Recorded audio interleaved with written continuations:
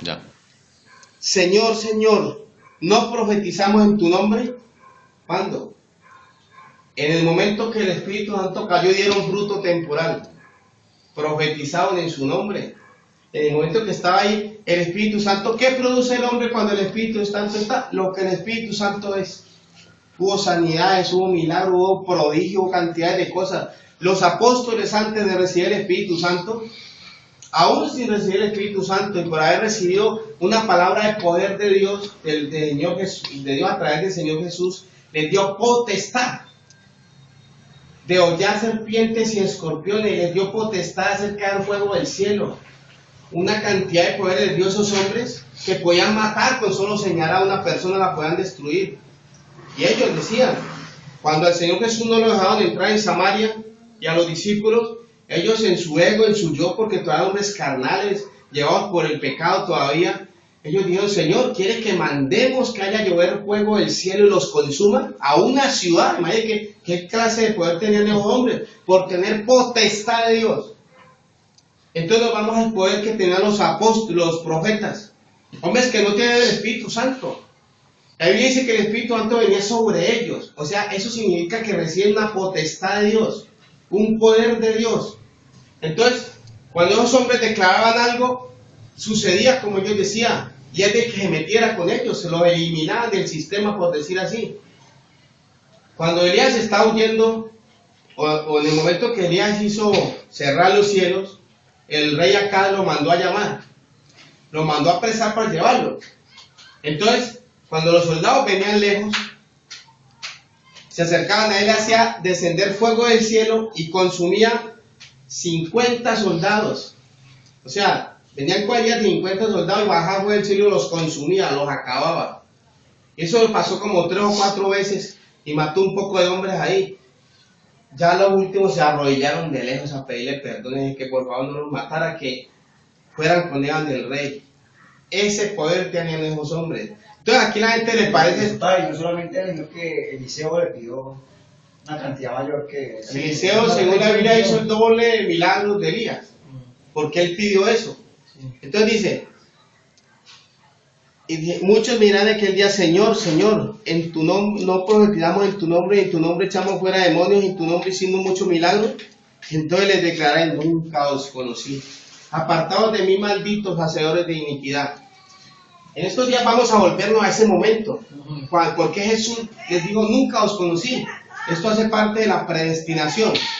En la predestinación, estos nombres no existen para Dios. ¿Se entiende? O sea, en el cumplimiento de todas las cosas, solo existen en Cristo los hijos de Dios. Pero los hijos de Satanás no existen, porque en el contexto de Dios de su eternidad no existen. Él conoce que existen, pero realmente para él no son nada. Les dio la oportunidad de existir, les dio la oportunidad de vivir y ellos no quisieron aceptar. Entonces fueron borrados del libro de la vida desde antes de los tiempos de los siglos. Por eso la Biblia habla del libro de la vida del Cordero. El libro de la vida del Cordero es la memoria de Cristo.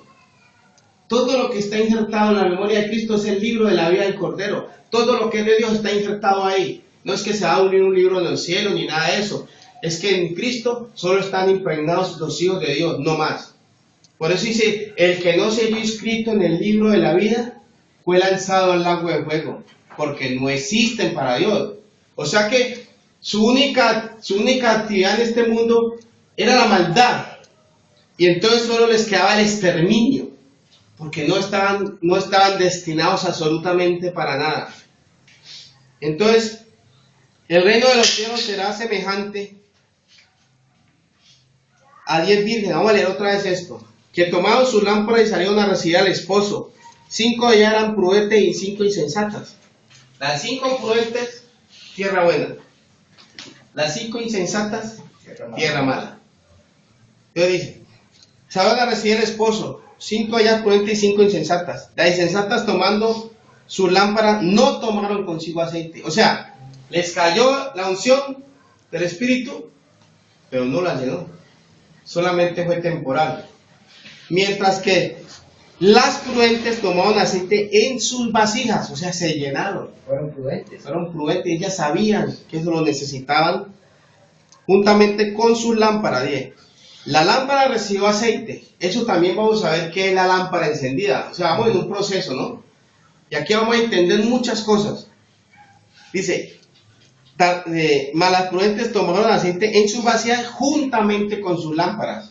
O sea, que echaron aceite en la lámpara y en su vasija, mientras que las otras solamente en sus lámparas les cayó, mientras que en sus vasijas no, quedaron vacías. O sea que, si usted pone una lámpara aquí, con una porción de aceite, y no tiene con qué, a las horas se le apaga. Pero si no, necesito un tancado de aceite y tengo aceite a muchos días. ¿Sí o no? ¿Por qué lo hacían? Porque ya no van a dejar la oportunidad de despreciar lo que siempre habían estado esperando de parte de su Señor, y tenían sed de Dios y iban a tomar toda el agua que hasta que se reventaran. Porque eso es lo que hace uno cuando tiene sed, toma y toma y toma agua hasta que se sacia. El que no tiene sed no toma agua. Sencillo. Entonces dice, tardándose el esposo, cabecearon todas y se durmieron, y a la medianoche se oyó el clamor: he aquí viene el esposo, salid a recibirle. En todas aquellas bienes se levantaban y arreglaban sus lámparas. Las insensatas dijeron a las prudentes: danos de vuestro aceite, porque nuestra lámpara se apaga. Aquí sí hay un error de las insensatas, porque esa unción es personal. Yo eso no lo puedo compartir. De malas, perdieron, porque eso es mío, y yo no puedo regalar lo que Dios me ha dado. Esa unción no la puedo transmitir yo, esa es mi porción. Ellas no tenían. Entonces dice, mas las prudentes respondieron, diciendo: para que no nos falte a nosotras y a vosotras, y más bien a los que venden y comprad para vosotras.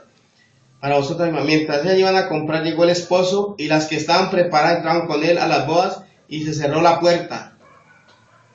Después vinieron también las otras veces diciendo: Señor, Señor, ábrenos. Mas él respondiendo dijo: de cierto os digo que no os conozco, que no os conozco. ¿Qué significa la palabra virgen? Por ejemplo, el hombre cuando peca deja de ser virgen para Dios. Es como la mujer cuando acuesta a un hombre primera vez, ya no es virgen. Pero es como si volviera a reconstruir su virginidad nuevamente. Es como si el hombre, su pureza, exacto, en el momento de recibir el Espíritu Santo vuelve a ser puro, como si jamás hubiera pecado. Como si nunca hubiera pecado delante de Dios. Eso significa virgen. Y esto también les va a pasar lo mismo, como si jamás hubieran pecado. Ese es el comienzo de la eternidad, por decirle así, con el Señor. Entonces dice, respondiendo: de cierto digo, no os conozco. El Espíritu Santo hizo la misma obra en los dos. Todos fueron vírgenes, imaginaba, como conocía 5 vírgenes y a las otras no las conocía. Y el Espíritu Santo hizo la misma obra. ¿Qué significa? Que donde está Dios, hace la misma obra para todo el mundo. Que donde está Dios hay libertad. Que donde está Dios hay santidad. Que donde está Dios hay pureza. Él no necesita si lo que hay es bueno o malo. Donde Él llega, Él impone su condición de Dios, de soberano sobre todas las cosas. El Espíritu Santo es el que hace valer todo esto de Dios en la humanidad. Entonces dice, velad pues, aquí es donde viene. Supongamos, nosotros no podemos decir que el Espíritu Santo esté en nosotros y seamos las 10 vírgenes puras. Estamos en un proceso de acercarnos a Cristo para llegar a ser el Espíritu Santo, nacer de nuevo y ser una virgen pura para Dios. Entonces el Señor hace una advertencia, porque Él, como es un ser que sabe todas las cosas, dice: bueno, está bien, no son vírgenes. Entonces diga, tienen que velar, buscar esto. Dice, velad pues, porque no sabéis ni el día ni la hora en que el Hijo del Hombre ha de venir. Ahí comienza la búsqueda del hombre para llegar a ser una virgen pura esperando a su Señor.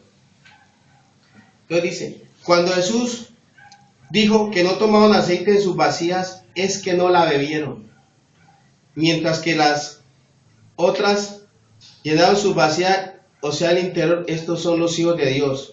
Entonces en Juan 37 Jesús dijo: en el último y gran día de la fiesta, Jesús se puso en pie y alzó la voz diciendo: si alguno tiene sed, venga a mí, beba. El que cree en mí, como dice la Escritura, de su interior correrán ríos de agua viva. Esto dijo del Espíritu que han de recibir los que creen en Él, pues aún no haya venido el Espíritu Santo, porque Jesús no había sido aún glorificado. Eso es muy sencillo. ¿Qué es el Espíritu Santo? Es el agua que Dios ha prometido sobre esa tierra, para que en esa tierra florezca la semilla y la simiente de Cristo, para que el hombre llegue a la estatura del varón perfecto conforme a la plenitud de Dios.